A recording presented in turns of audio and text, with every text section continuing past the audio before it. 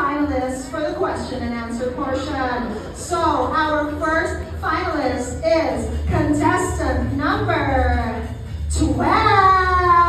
Let's give a round of applause to contestant number 12. Our second finalist is contestant number 3. Round of applause for contestant number 3. Last but not least, our finalist for Miss Balloon 2025.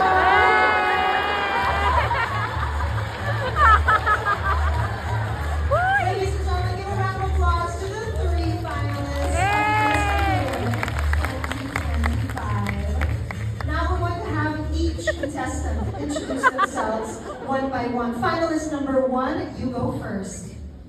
My name is Patricia Tina Cruz. You can call me Party. Thank you very much, Party. Contestant number 2. Magandang gabi sa inyong lahat. Ako po si Larina Bergosa. You can call me Logo. Thank you very much, contestant number 2 and contestant number 3. Good evening, everyone. My name is Hannah Diana Jenny Zamora. You can call me Hydrogen. Thank you very much For safety concerns, I would like to clarify that the safe balloon is made of helium and not hydrogen. Great. It's highly explosive and it will H-bomb. Question, the number of balloons that are left are the ones that matter.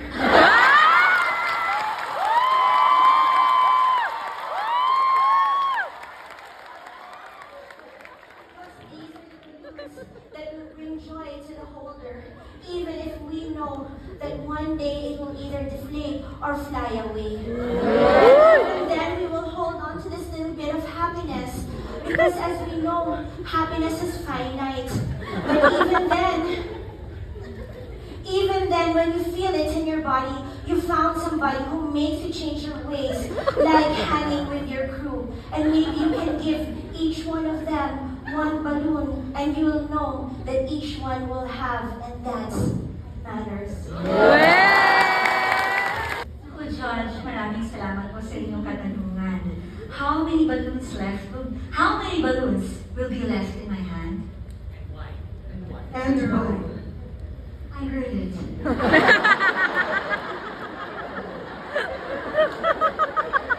My answer is 0. Because I will be so shocked. And I will be releasing all the balloons left in my hand. And I will say, oh my gosh. Sorry, I let go of the balloons. But I will have one thing left. And I will be holding my breath. And as I hold my breath, I will think to myself the words that my mother used to tell me when I was having my first birthday celebration. Tila ibon ko full of helium, flying like a bird. Judge Ian, can you repeat the numbers, please? Oh, that's all right. I remember it. Let's save time. Judge, to be honest, I would say that the numbers don't matter anymore. Because deep in our hearts, we already went. And it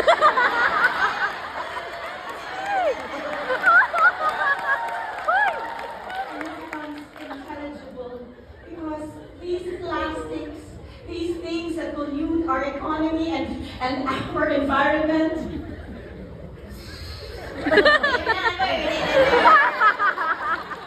Sabi nga ni Einstein when he fled Germany because they were going to use hydrogen to turn it into an atomic bomb, he said, heto ako, basang-basa sa walang malalapitan. That's why we left and went to America. Thank you very much.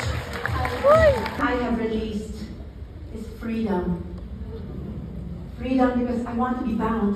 I don't want to be bumping, bumping in the wind, like I am tied to a string that will eventually be cut and I will be free. No, no, no. I want to be bound as in marriage.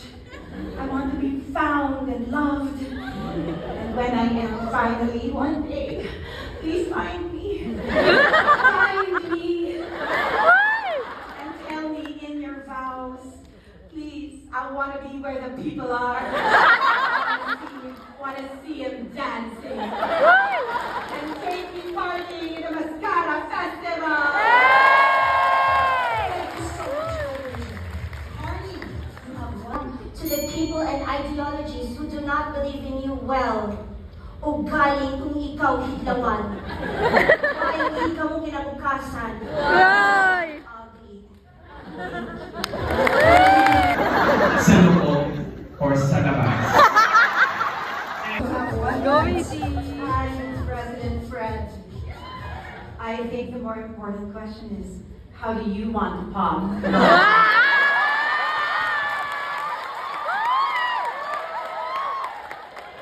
President Fred, as you and I solve the world's crisis and stop the inflation of the Filipino peso, we are going to say to each other as we pop, pop, pop. Again and again, we will say, Bayang Magiliw.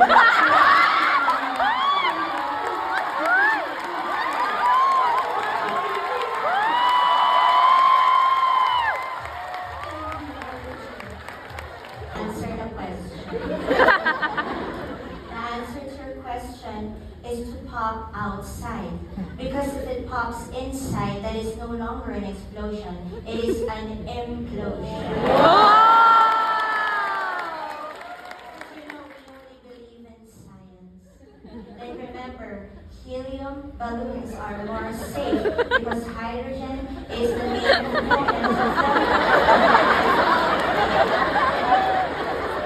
And therefore, how can this solve inflation? Well, the closer I get to touching you, the closer I get to loving you. Inflation will be solved by sustainable food supply. Another topic for another time. Gusto kong iputok sa loob. Paano? Uupuan ko. And how will it solve inflation? Paano po ba ang mangyayari kapag inuupuan ko at napang-pop ang balloon? Nande-deflate. Ano po ang opposite ng inflation?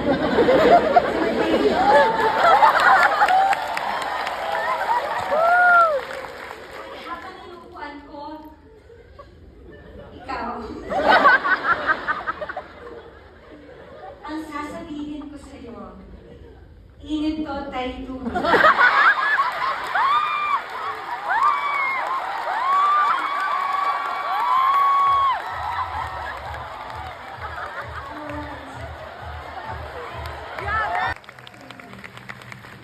Contestant number 2, Lobo.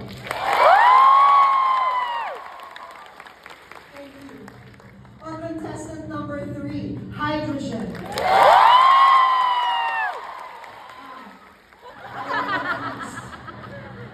We need to make a distinction, please. One more time. Is it contestant number 1, Party? Contestant number 2, Lobo. Or contestant number 3, Hydrogen. The winner is contestant number 3, Hydrogen. Thank you so much for choosing beauty over brain. This is, after all, a beauty contest. But it's alright. In the spirit of camaraderie and of country love, I would like to say to my fellow contestants and to those who dream of flying free like a balloon, catch me, I'm falling.